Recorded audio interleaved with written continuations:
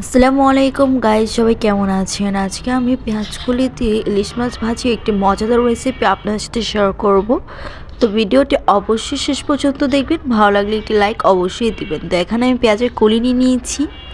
এখন আমি পেঁয়াজের কলিগুলোকে ভালো করে কেটে নিব। তো উপরে যে অংশটা আছে ওই অংশটাকে আমি ফার্স্টে কেটে নিলাম, তারপর এগুলোকে আমি সাইডে রেখে দিয়েছি। এখন আমি পেঁয়াজের কলির যে মোটা অংশটা ওটা ফালিয়ে দিব, আর এরকম চিকন চিকন করে নিয়েছি। সাইড দিয়ে দেখুন কিভাবে চিকনটা করে নিয়েছি। তো এভাবে চিকন চিকন করে নিয়ে সুন্দর করে পেঁয়াজের কলিগুলোকে কেটে নিতে হবে, আর মোটা অংশটা ফালে দিতে হবে, নাহলে এটা যখন আপনাদের খাবারের মুখে পড়বে তখন শক্ত শক্ত লাগবে, এটা ভালো করে সিদ্ধ হয় না। তো এই মোটা অংশটা ফালিয়ে দিয়ে মাঝখানেরগুলো এরকম চিকন চিকন করে 4 ভাগের মতো করে তারপরে কেটে নিতে হবে। তো এইভাবে উপর দিয়ে কেটে মাঝখান দিয়ে আরেক অংশ করে নিলেই কিন্তু হয়ে যায়। তো দেখুন আমার কিন্তু পেঁয়াজের কলিগুলো নিমিষেই কিন্তু কাটা শেষ হয়ে গিয়েছে। আমি আলাদা একটি পাত্রে উঠিয়ে রেখে দিচ্ছি। এখন আমি পেঁয়াজ কেটে নেব। পেঁয়াজগুলোকে চিকন চিকন করে কেটে নিতে হবে। তো পেঁয়াজের পরিমাণ যেহেতু ভাজি করবো একটু বেশি করে নিতে হবে, কিন্তু আমি এখানে পেঁয়াজের কলিও নিয়েছি, তার জন্য পেঁয়াজ এখানে 4 থেকে 5টা নিয়েছি। এখন আমি পেঁয়াজগুলোকে ভালো করে কেটে নিচ্ছি। অবশ্যই চিকন চিকন করে কাটতে হবে। তো এই তো কিছুক্ষণের মধ্যে কিন্তু আমার পেঁয়াজ কাটাও কিন্তু কমপ্লিট হয়ে যাবে। তো দেখুন আমার কিন্তু পেঁয়াজ কাটা কমপ্লিট হয়ে গিয়েছে। পেঁয়াজের কলিগুলোর সাথেই আমি রেখে দিয়েছি। এখন আমি টমেটো কেটে নেব।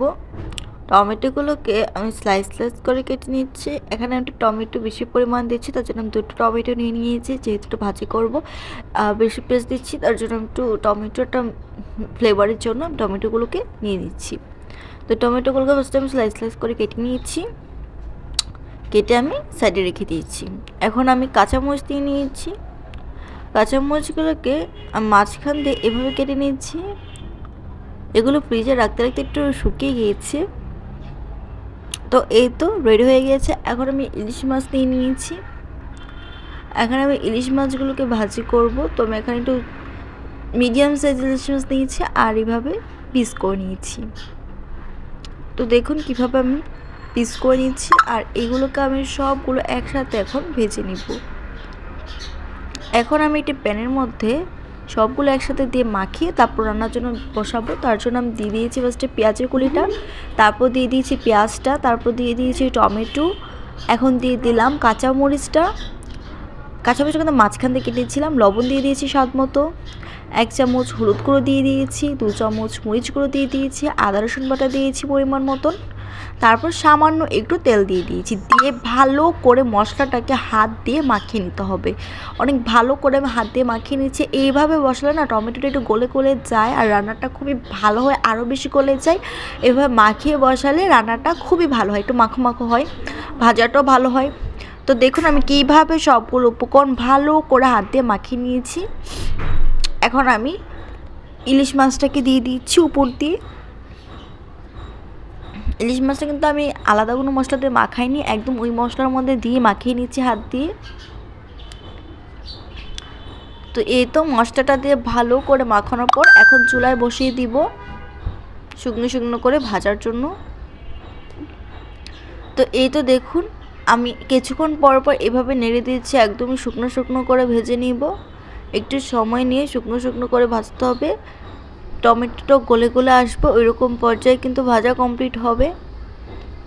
তো কিছুক্ষণ পর পর এভাবে আমি উল্টে দিচ্ছি। তো দেখুন একটু সাবধানে উল্টাতে হবে, যেহেতু মাছগুলো ভেঙে যেতে পারে, তো তার জন্য একটু সাবধানে উল্টাতে হবে। আর কিছুক্ষণের মধ্যেই কিন্তু টমেটোটা গলে গলে আসবে, সবগুলো একদম পারফেক্টভাবে হয়ে আসবে, মাছগুলো ভালো করে হয়ে আসবে। তখন বুঝে নিতে হবে মাছটা কিন্তু ভাজাটা একটু কমপ্লিট হয়ে যাবে। একটু শুকনো শুকনো করে ভাজতে হবে।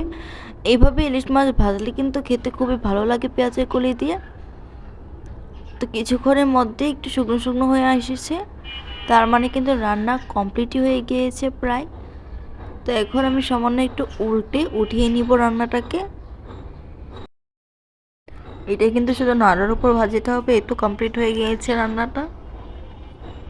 এখন আমি ভাতের সাথে পরিবেশন করে নিয়েছি। জাস্ট লুকটা দেখুন। এভাবে সবাই অবশ্যই বাসে ট্রাই করবেন, ভালো লাগলে অবশ্যই একটা লাইক দিবেন।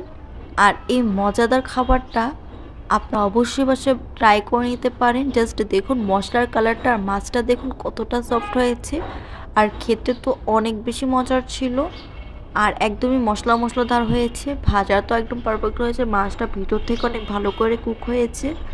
তো ভিডিওতে অবশ্যই একটি লাইক দিবেন। সবাই ভালো থাকবেন। আল্লাহ হাফেজ।